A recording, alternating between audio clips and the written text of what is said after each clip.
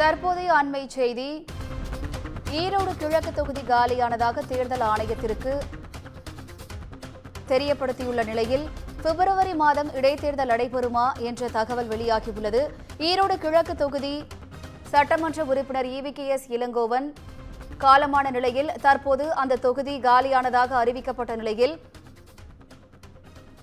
பிப்ரவரி மாதம் இடைத்தேர்தல் நடைபெற வாய்ப்புள்ளதாக அண்மை செய்தி வெளியாகியுள்ளது. கூடுதல் விவரங்களை தலைமைச் செய்தியாளர் சிவா வழங்க கேட்கலாம். வணக்கம் சிவா, கூடுதல் விவரங்கள் என்ன?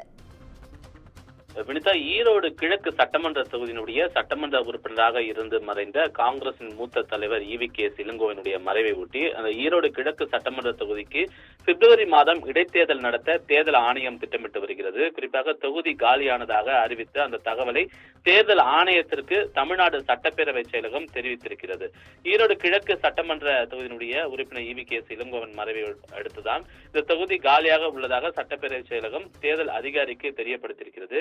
இந்த தொகுதியினுடைய நடைபெற்ற இடைத்தேர்தலில் காங்கிரஸ் கட்சி சார்பாக போட்டியிட்டு EVKS இளங்கோவன் வெற்றி பெற்றிருந்தார். வெற்றி பெற்ற அவர் உடல்நலக்குறைவு காரணமாக கடந்த சனிக்கிழமை அன்று மரணமடைந்த நிலையில ஈரோடு கிழக்கு தொகுதி காலியாக உள்ளது தொடர்பாக தகவல்களை தமிழ்நாடு தலைமை தேர்தல் அதிகாரிக்கு தமிழ்நாடு சட்டப்பேரவை செயலகம் சார்பாக தெரிவிக்கப்பட்டிருந்தது.